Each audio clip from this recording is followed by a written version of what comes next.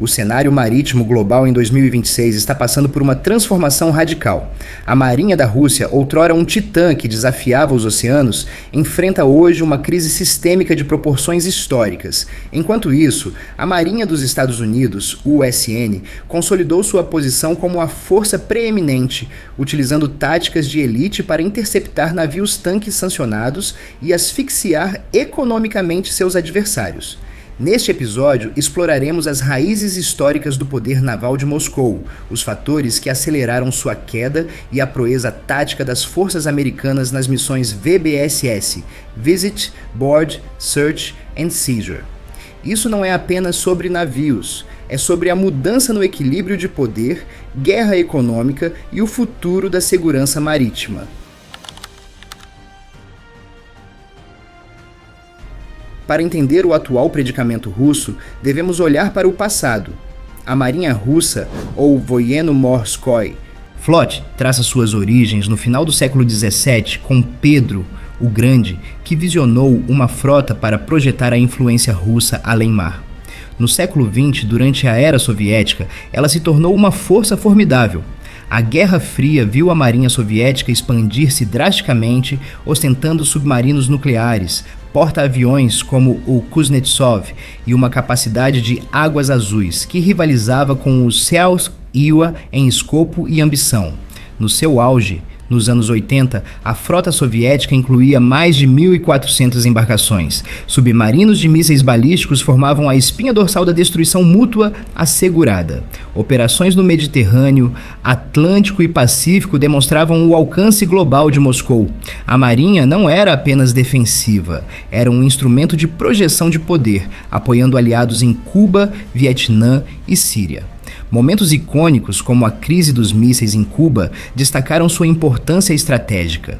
No entanto, o colapso da URSS em 1991 marcou o início de uma longa queda. Cortes orçamentários, corrupção e decadência industrial levaram ao desmantelamento de centenas de navios. No início dos anos 2000, a frota era uma sombra do que foi. Vladimir Putin prometeu um renascimento com investimentos em mísseis hipersônicos e submarinos da classe Borei, mas esses esforços fracassaram diante dos desafios modernos de 2026. Em 2026, a Marinha Russa lida com uma tempestade perfeita. Primeiro, a guerra na Ucrânia dizimou a frota do Mar Negro. Desde 2022, drones ucranianos, mísseis e táticas assimétricas afundaram ou danificaram mais de um terço dos navios russos na região, incluindo o cruzador Moskva. A realocação para Novorossiysk não estancou as perdas. Relatórios de 2025 indicam atrito contínuo por ataques ucranianos. A logística e a manutenção são desastrosas. Estaleiros russos, sob sanções, sofrem atrasos crônicos. A ambiciosa estratégia de desenvolvimento da Marinha para 2050, aprovada em 2025, falha na execução. O porta-aviões Admiral Kuznetsov foi finalmente sucateado em 2025 após anos de reparos caros e incêndios. Frotas de submarinos estão envelhecendo e incidentes como o tsunami de 2025 danificaram bases críticas, enquanto a inteligência ucraniana teria roubado planos de subs nucleares. Economicamente, a Rússia depende do petróleo, mas as sanções forçaram o uso de uma frota fantasma de navios-tanque velhos e sem seguro. Esta frota foge dos tetos de preço, mas é vulnerável. Relatórios da OTAN de outubro de 2025 notam uma presença russa minguante no Mediterrâneo. A perda da base de Tartus, na Síria, após a queda do regime de Assad em dezembro de 2024, foi um golpe fatal, expulsando as forças russas e limitando o acesso a águas quentes. Antes de continuarmos com os detalhes das operações de abordagem do ZMAU, precisamos do seu apoio. O Relatório de Guerra é um canal independente que traz análises que a mídia comum ignora. Se você valoriza este conteúdo, inscreva-se no canal agora, deixe seu like e ative o sino de notificações. Queremos saber sua opinião nos comentários. A Rússia ainda pode ser considerada uma potência naval? Comente abaixo.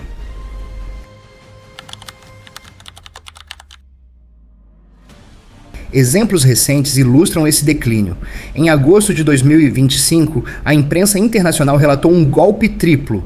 O comissionamento do Kuznetsov cancelado, desastres naturais em bases de submarinos e perdas por espionagem. A incapacidade de proteger rotas no Ártico, onde navios de munição e óleo agora desaparecem em manobras evasivas, mostra desespero. Em outubro de 2025, Moscou teve dificuldade em manter patrulhas no Mediterrâneo, redirecionando ativos para o norte. Atrasos no programa de construção naval de dezembro de 2025 revelam descontentamento interno. Relatos indicam gargalos logísticos e falhas de comunicação sistêmicas. Enquanto a Marinha Real, Etamal, britânica planeja uma frota híbrida para 2027, as ambições russas para 2050 parecem puramente aspiracionais. A impotência da Marinha é clara na proteção de interesses econômicos. Os navios da frota fantasma operam sem escolta, à mercê de interceptações.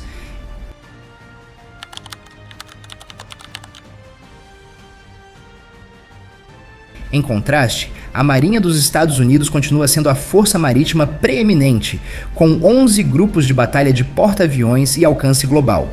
A USN se destaca em operações expedicionárias, incluindo as missões VBSS.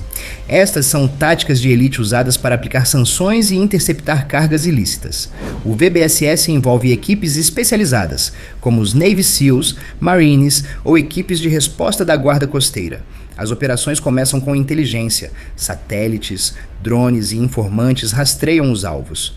Quando localizado, um destroyer classe Arleigh Burke se aproxima. Se o navio não obedecer, a abordagem começa sob cobertura da escuridão ou mau tempo para garantir o elemento surpresa. A coordenação é a chave. Helicópteros inserem equipes no convés, enquanto franco-atiradores dão cobertura aérea. As equipes garantem a ponte, a casa de máquinas e os alojamentos da tripulação. A segurança é primordial. Abordagens em navios-tanque correm risco de incêndio por carga volátil, exigindo protocolos de supressão de chamas e trajes contra materiais perigosos. A autoridade legal vem de resoluções da ONU ou sanções dos IBAD al-Memiwish, garantindo conformidade com a UNCLOS. Eventos recentes fornecem exemplos nítidos. Em 7 de janeiro de 2026, forças do Ziaul-Meknel-Messinhua apreenderam um navio de bandeira russa marinera ex-venezuelano no Atlântico Norte após uma perseguição de semanas. Ativos de aviação do Reino Unido ajudaram na operação, com as equipes de abordagem superando a resistência física da tripulação. Isso ocorreu após 16 navios sancionados fugirem de águas venezuelanas em direção ao leste.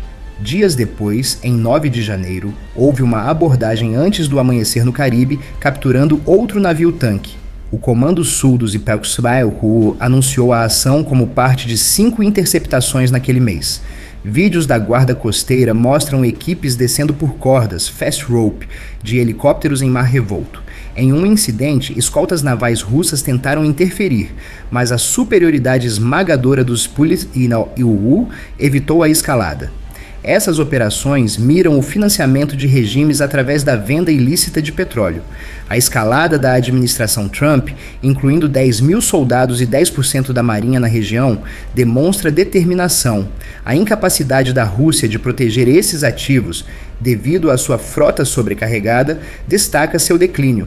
Em um caso, um navio de guerra russo seguiu a operação, mas recuou diante da presença americana. O declínio da marinha russa tem implicações profundas. Uma frota enfraquecida limita a projeção de poder de Moscou, cedendo influência no Mediterrâneo e no Ártico. A dependência da China para suporte naval sinaliza uma mudança multipolar, mas também expõe vulnerabilidades, já que Pequim pode não alinhar sempre seus interesses com os de Moscou. Para os Nefafin-Oriua, as operações de abordagem demonstram supremacia marítima, aplicando sanções sem necessidade de um conflito de escala total. No entanto, os riscos existem. Escaladas com escoltas russas podem gerar incidentes diplomáticos graves e riscos ambientais de derramamentos de óleo são constantes. Globalmente, isso corrói a confiança nas alianças russas, à medida que parceiros como a Venezuela enfrentam um isolamento total. Em um contexto amplo, a OTAN beneficia-se da ausência russa, permitindo foco na China. Como analistas notam, a marinha russa em encolhimento revela uma podridão sistêmica que acelera seu recuo estratégico. Para a segurança global, isso significa tensões elevadas em pontos de estrangulamento como o Estreito de Hormuz ou o Caribe, onde as ações dos Yelburaí preenchem o vácuo deixado por Moscou. Em resumo, o declínio da marinha russa de uma potência histórica para uma força assolada por perdas, atrasos e dependências é inegável em 2026. A guerra na Ucrânia, as sanções e as falhas internas aceleraram esse processo, deixando Moscou incapaz de salvaguardar ativos vitais como sua frota fantasma. Por outro lado, as operações de abordagem dos Itaron a Seua exemplificam a excelência tática, interrompendo fluxos ilícitos de petróleo e afirmando a dominância nos mares. Essas ações não apenas enfraquecem os adversários economicamente, mas sublinham a mudança definitiva no equilíbrio naval. Poder naval não é apenas sobre números, é sobre capacidade, prontidão e vontade política. A Rússia luta com os três, enquanto os Seua prosperam. Se você gostou desta análise técnica, deixe seu like e inscreva-se no relatório de guerra. O que você acha? A Rússia pode reverter sua sorte naval ou o futuro pertence inteiramente aos grupos de porta-aviões americanos? Deixe sua análise nos comentários. Mantenha-se informado. Mantenha-se à frente. Até o próximo relatório.